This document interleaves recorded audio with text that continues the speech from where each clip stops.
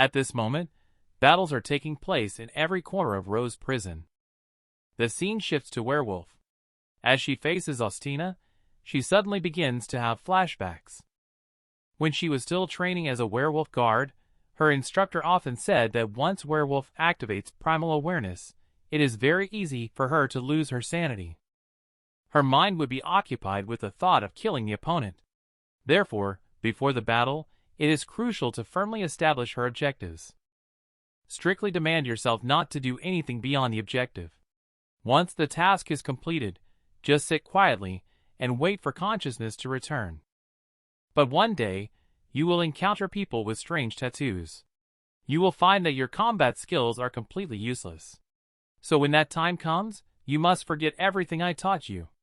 Just release your full beastliness. At this moment, Ostina is such a person. As the eldest princess of the ancient god family, her combat power completely crushed the werewolf. With one punch, she can shatter a wall made of mithril. The werewolf can only rely on speed to continuously dodge in front of her. But she had already expended a lot of energy just now. Very soon, Ostina was in front of her. She stomped heavily. The spot where the werewolf was just now instantly turned into a ruin. At this moment, the words of the instructor came to Werewolf's mind. When you encounter such a person, forget everything. If you want to survive, unleash your beastliness. Completely different from her awkwardness, Ostina appeared very relaxed. She said, "It's really not easy. It actually allowed me to find a rare warm-up sparring partner here." The scene shifts to the Rose prison lobby. Warden Aiden is confronting a few people from the Ant Queen faction. He slowly spoke in a calm tone. "Since you're all here, have you decided who will be the first to die?" Upon hearing this, the usually arrogant Ant Queen fell silent. The cautious and timid Ashen lowered his head directly. However, they had planned everything before the riot. First, let Kim pretend to defect. Then find an opportunity for her to poison Aiden. As for Ashen, she would seize the moment to completely take him out. Soon, the third step of their plan succeeded. Kim successfully returned to Aiden's side. She said, "Lord Aiden, I've figured it out. She and Anthony are in cahoots. From now on, let me protect you." As she spoke, she also quietly moved closer to Aiden. But just as she was about to make her move according to the plan, Aiden suddenly spoke. "Have you finished the homework I assigned you?" Hearing this, Kim was instantly struck like lightning. This also caused her to miss the best opportunity to take action. Seeing this, Ant Queen secretly thought something was wrong. Because after hearing that sentence, Kim completely lost control. At this moment, she is trying hard to recall what the homework is in her mind. And Aiden had already known this result for a long time. He knew that in Kim's mind, there were only two choices, yes or no. But through Aiden's continuous teaching every day, he allowed her to have more ideas in her mind. All it takes is to throw out a proposition. She would continuously associate ideas, and ultimately, the vast amount of information would leave her with no energy to execute Ant Queen's orders. In the first round of competition between the two, it was Aiden who achieved victory. At this moment, Ant Queen quickly pulled Kim to her side and sent another capable lieutenant, Ashen. Aiden looked at this, his most proud hitman. Aiden let out a wicked smile. He said, "The last person who should be rebelling in this prison is you. Did you really think I forgot about the curse of the contract? If I remember correctly, the spell should be this one, right?" She said, "Lord Aiden, please stop. I have my reasons for doing this. There are too many rioters. I can't stop them all by myself. So I can only protect the weakest prisoners in the jail from being harmed." Gilala, who was suddenly mentioned by name, felt a bit stunned. She originally wanted to say something else. But how could Afshin possibly give her the chance? Even though he knew she was talking nonsense, Aiden still chose to forgive her. The truth is, he didn't know anything about the contract spell. When he first transmigrated into Old Deng's body, the document recording the contract spell happened to be covered in ink. Aiden originally wanted to take this opportunity to completely turn Afshin against them. But she seemed not to have discovered the contents of the notebook. This led to his psychological pressure not having the best effect. However, the current situation has gradually become clearer. Kim has fallen into confusion. Afshin has backed down.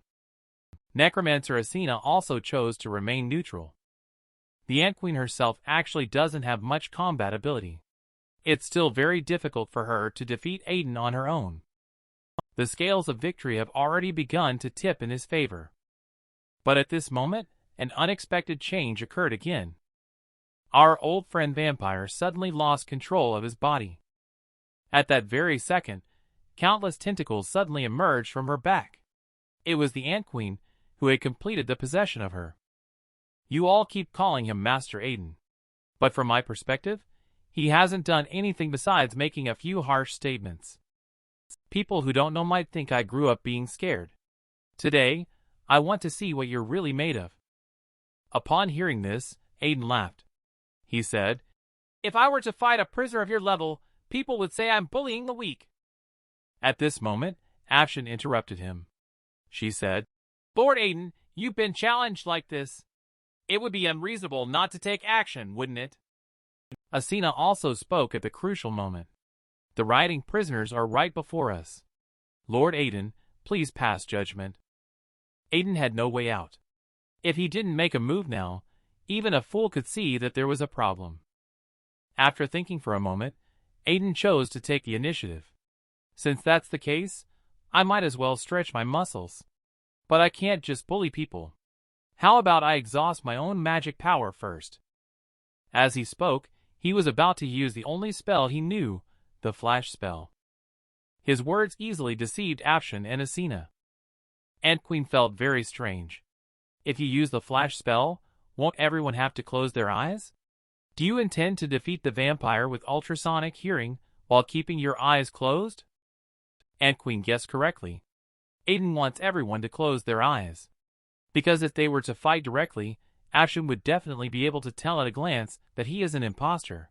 So the only option is to use the flash spell to cover everyone's eyes as much as possible. Moreover, vampires are a race specialized in night battles. Isn't Aiden one too? I ran in the dark Nether River for 8 years to gain the qualification for rebirth. Next, I will explain from Aiden's perspective why he came to this world. After I died in the original world, my soul kept falling. Eventually, I turned into a terrifying undead. At that time, I was unconscious.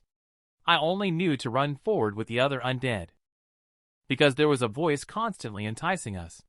The voice said, "Children, follow my voice. Come to my side. I will grant the victor a second life." In the end, I ran in the river Styx for 8 years before achieving ultimate victory.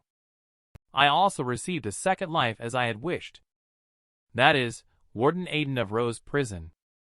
At the same time, Vampire also sounded the horn of attack. Facing her charge, Aiden severed her right arm with a single sword strike. But his attack seemed laughable in the eyes of the Ant Queen. Because Vampire's talent is limb regeneration. In the blink of an eye, she grew a new right arm. Then Ant Queen comforted Kim while controlling Vampire to continue the attack. At this moment, Aiden recalled his experience with the Styx River. At that time, Meliphilia seemed like a complete madwoman.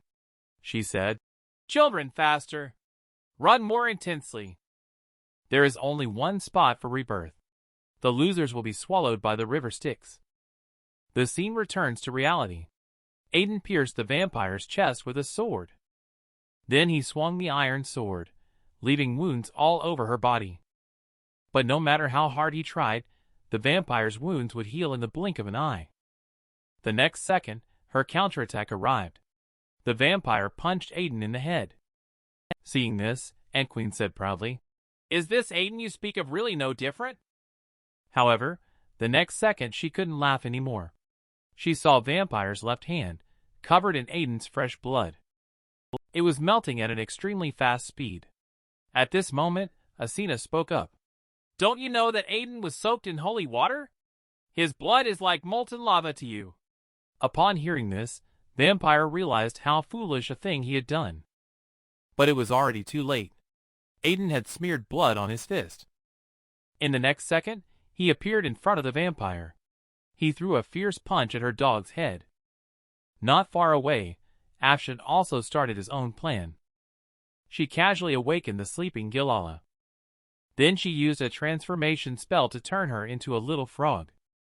Afterward, Afshin and she achieved shared vision.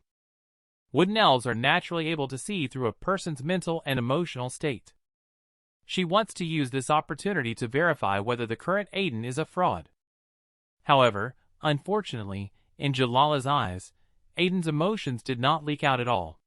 At the same time, a group of rats also rushed into the prison warehouse. The reason Afshin was easily scared away by Aiden is partly because she fears the contract spell. The other reason is that she is afraid of the notes Aiden previously gave to Flanda. However, she will soon know the contents of the notes. The camera cuts to Asina. She says, "You can do something around Aiden's right leg." 2 months ago, his right leg suddenly developed issues. This led him to use a cane. Upon hearing this, the Ant Queen immediately understood. She controlled Vampire, dodging while looking for an opportunity. Soon, she found a flaw in Aiden's defense. She delivered a sidekick that forcefully struck his right leg. Aiden was instantly overwhelmed by intense pain. The severe injury to his right leg caused his body to lose balance. And Vampire took the opportunity to snatch the sword from Aiden's hand. She said, "Now you can't even stand up. I want to see how you're going to fight." As she was speaking, Aiden suddenly threw his coat at her. However, she easily tore it into pieces. For a moment, the papers inside the coat flew everywhere. This scene once again reminded Aiden of Meliphilia. She said, "Children, hold on. The finish line is right in front of you. The first vengeful spirit to touch my palm will be reborn." Just like that, Aiden ran in the dark river of the underworld for a full 8 years.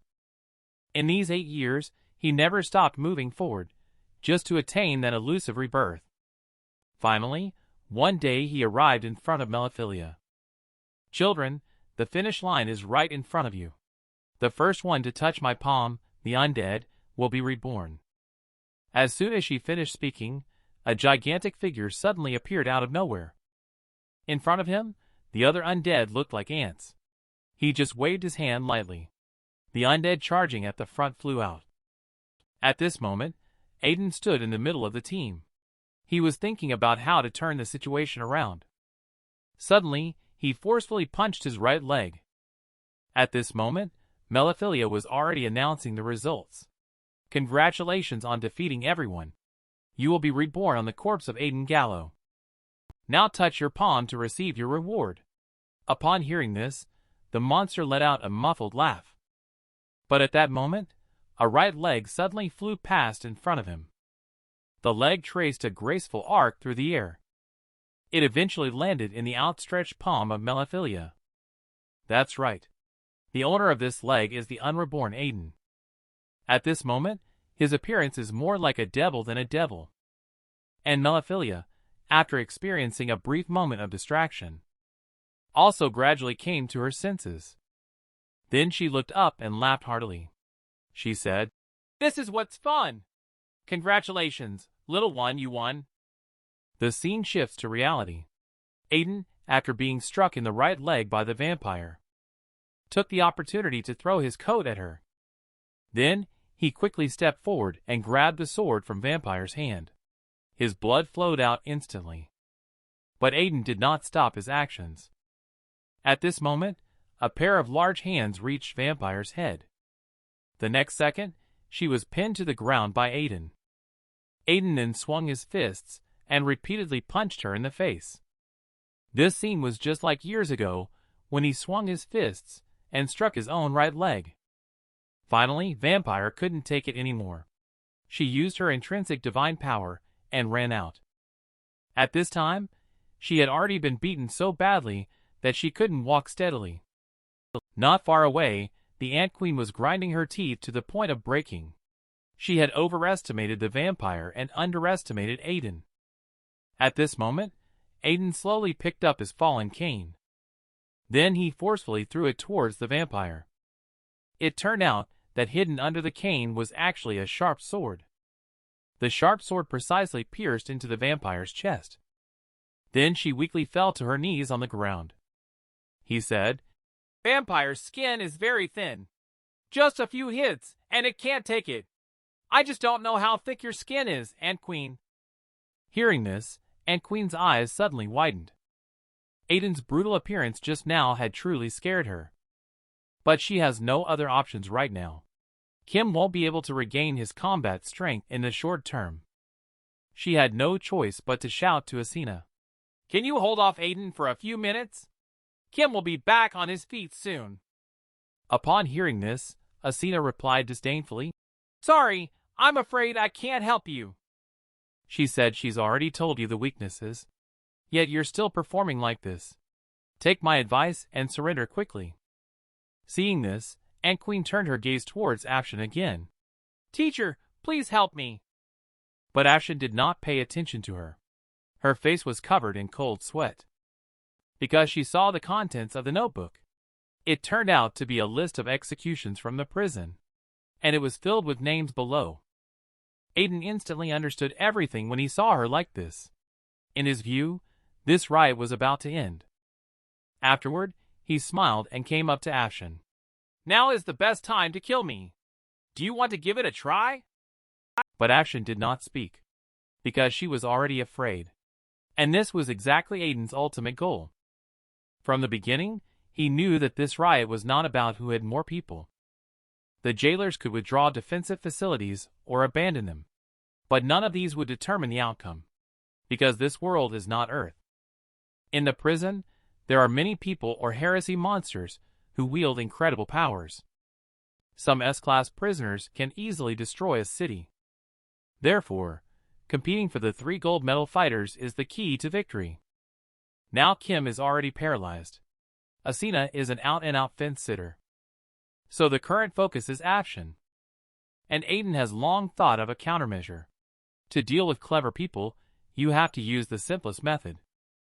At this moment, Afshin started to sweat profusely after seeing the notebook. Because the notebook contained a list of executions. Anyone who had committed 2 offenses in prison and participated in the riot. 2. Secret executions are permitted for brawls in the prison cafeteria. Aiden's gaze has become increasingly sharp. I believe someone as smart as you can easily understand the rules of the 3 executions, right? Number 4099 first stole a cell key. The second time, he assaulted an inmate in the cafeteria. If he participates in a riot again, he can be executed. Number 2933 first sprayed vomit at a prison guard. The second time, he assaulted an inmate in the cafeteria. If she participates in a riot again, she may be executed. And when these 2 prisoners were executed, Afshin happened to witness both with her own eyes. At this moment, the Ant Queen spoke to her. "Teacher, you need to act quickly. Kim will recover in just 3 minutes." But Aiden knew she would not make a move. Afshin was already completely trapped in his snare. Meanwhile, over at the prison's power core, a large number of prisoners on the list were being executed. No one knows why they died. And a rat was quietly observing everything. To explain, the rat is actually Afshin's other eye. At this moment, Afshin finally understood everything. She had wondered at the beginning of the riot why the guards used tranquilizer darts instead of lethal weapons. It turned out that most of the inmates did not meet the conditions for execution. At the same time, more and more prisoners were being executed. Even the bodies of rats were sprayed with fresh blood. The scene shifts back to Aiden. He had actually realized from the very beginning of the riot that the current number of prison guards was absolutely insufficient to stop the rioting prisoners. Although the stun grenades might make the guards lose even faster, they could lay a good foundation for the final escape. This can make Afshin believe that I will keep my promise. If he doesn't make 3 mistakes, I won't take lethal action. At that moment, Afshin suddenly opened his eyes wide. She surprisingly saw herself on the execution list. She never thought that all the bad things she had secretly done before had been discovered by Aiden. At this moment, Aiden said to her, "I am now not only without magic power, but also very injured and weak." Afshin ignored his provocation. She was thinking, "I have clearly already joined the riot. Why hasn't he taken action yet and keeps trying to lure me instead?" Meanwhile, Aiden was also thinking. He certainly didn't want Afshin to actually take action. Aiden was betting that she had already understood the logic behind the execution list. At that moment, Afshin finally figured it out. She thought, ever since the riot started, Aiden has been in the office and hasn't come out. He has no idea what I did during the riot. At that moment, Afshin finally figured it out.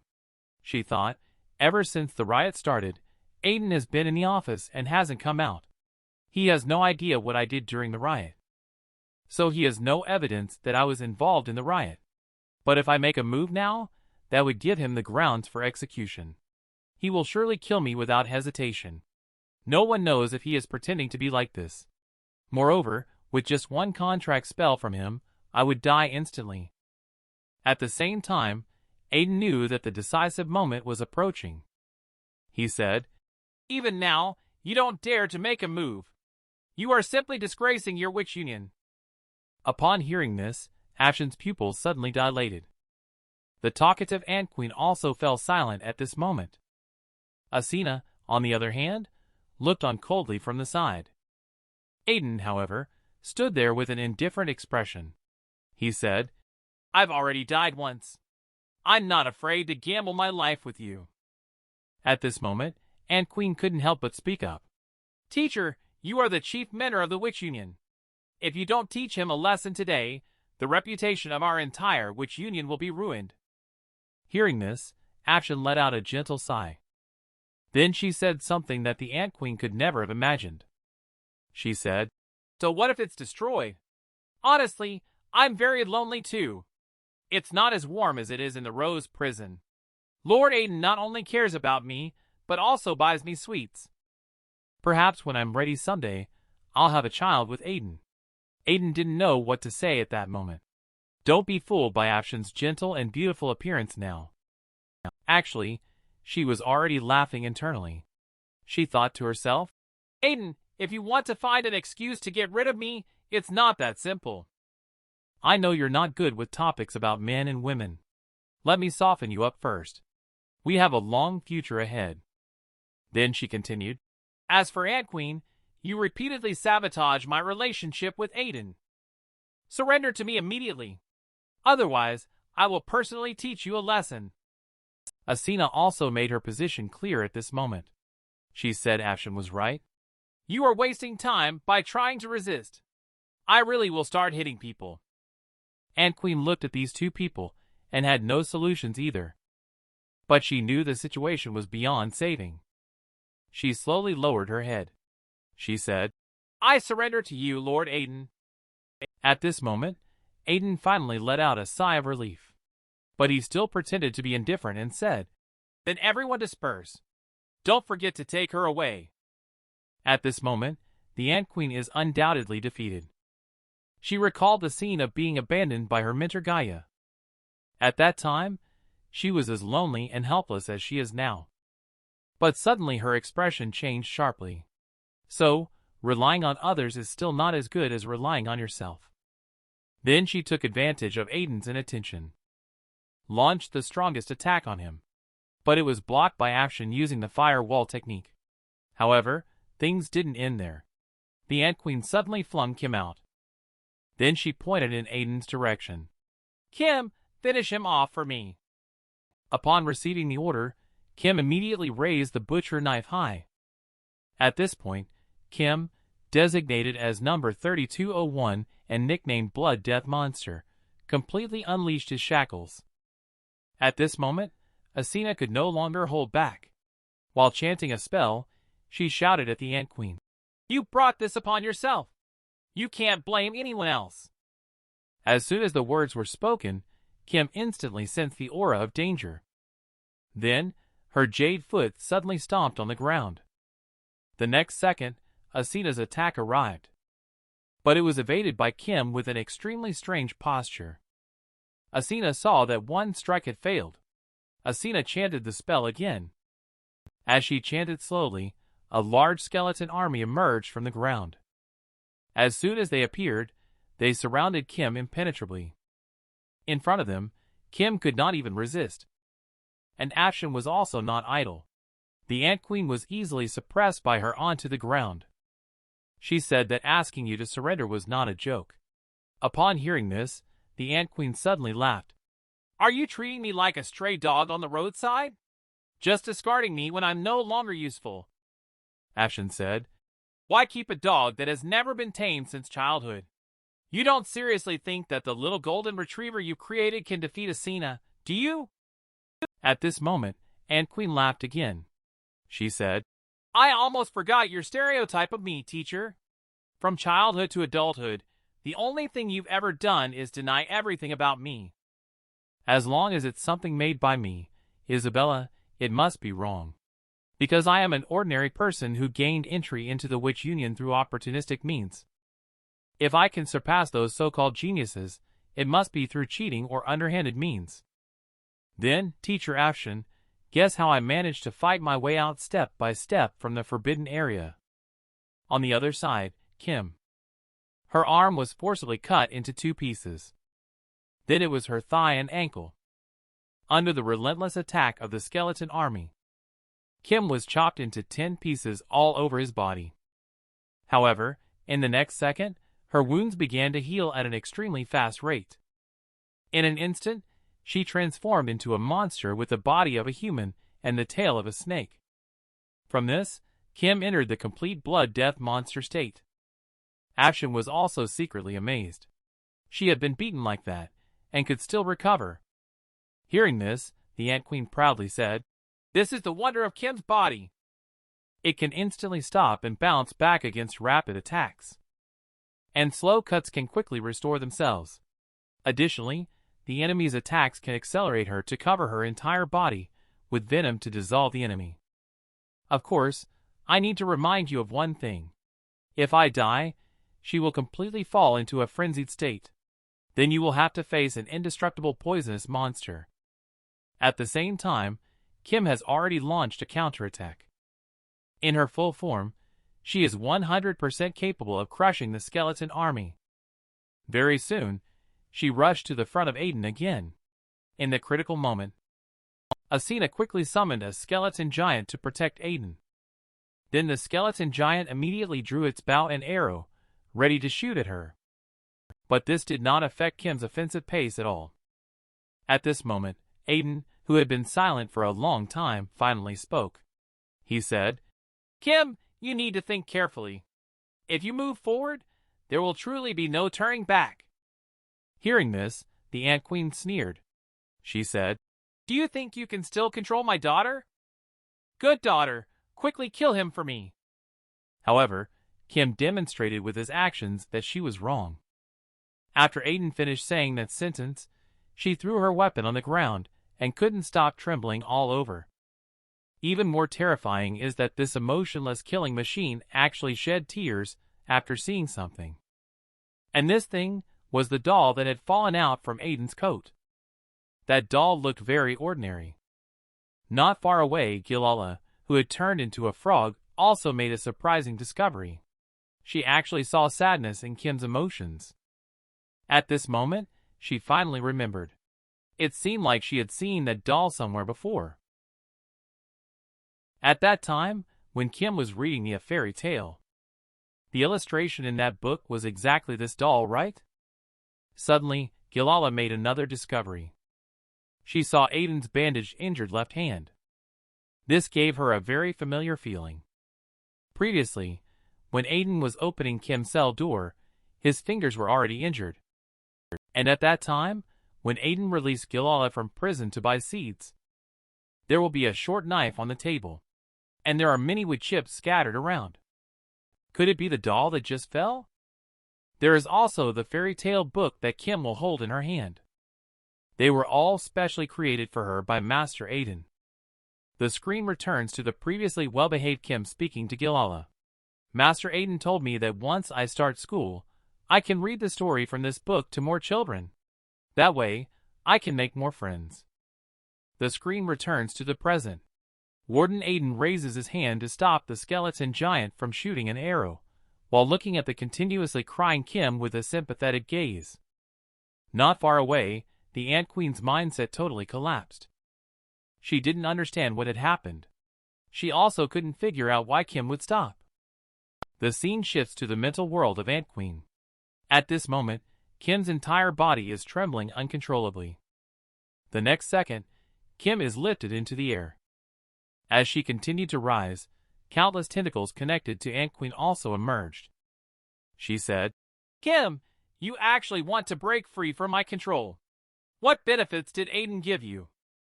But Kim did not respond to her. Her eyes were fixed on the exit that was within reach. The scene shifted to Aiden. At the time, he had asked Flanda to buy books for Kim. What he got in return were all books about flattering the powerful and committing murder and robbery. Aiden had no choice but to write it himself from memory. Before starting to write, he said to Kim, "Have you heard the story of Snow White?" The scene returned to the mental world of Ant Queen. A block of wood slowly rose from the lava. Soon it turned into a small pavilion made of wood. Kim, who had returned to normal, was sitting obediently inside. Aiden said I could change the direction of the story. Thinking of this, she said to the puppet in front of her, "Don't ever eat apples given by strangers." Strangely, the puppet was actually alive. It asked in confusion, "What does that mean?" At this moment, the Ant Queen finally figured it out. Were these the stubborn memories of Kim? Then a giant tentacle reached out from the magma. At the same time, the small pavilion turned into a staircase. A puppet shouted at the girl in front of him, "Miss, what is your name?" At this moment, Kim, holding wooden shoes, stopped it. "Don't worry. I know where Cinderella's house is. Just follow me." This scene made the Ant Queen even more puzzled. She didn't understand what it meant and couldn't comprehend why Kim would be attracted to such a thing. At this moment, Kim stopped another puppet. She asked, "Are you going to Grandma's house? This road is very dangerous with wolves. Let me take you there." It said, "Sure. Then come with me to visit Grandma's house." And the puppets in Kim's memory were all carved by Aiden himself, because it was his first time making them. So not only were his fingers injured, the puppets he carved were not very good looking either. But Aiden still held the camera. He took a picture of Kim with the puppet. The scene returns to reality. Kim is crying like a child who has done something wrong. Not far away, Gilala looks incredulous. Lord Aiden's method actually worked. A long time ago, when Aiden was reading her a story, she had said, "Your effort is useless because she cannot understand." He said, "I don't expect her to understand anything. I just want her to learn to imagine, to have her own daydreams. Only by knowing what she wants can she completely become a real person with flesh and blood, rather than merely a weapon that kills." The scene shifts back to the mental world of the Ant Queen. She now resembles an outright madwoman. She said, "Kim, I created you. Only I can protect you. In this world, only I will love you." The scene cuts back to Aiden in the real world. He says, "Do you remember what I told you? You can change the course of the story. But if you continue to listen to the Ant Queen, your fate will be a lifetime in prison, forever without a response from others. If you listen to yourself, you will have the chance to break free from the cage and feel the response of the whole world." This sentence seemed to completely illuminate Kim's parched soul. The scene returns to when she asked, "If I help Little Red Riding Hood, will she respond to me?" Sitting opposite her, Aiden said with a big smile, "Of course. Friends in the real world always greet each other. Do you want to know how Little Red Riding Hood will respond to you?" The camera shifts to Snow White from earlier. She asks, "The apple is poisoned, right?" And says, "Thank you for the warning. I will be careful." Next is Little Red Riding Hood. She says, "Thank you for saving me and my grandmother. Would you like to come to my house as a guest?"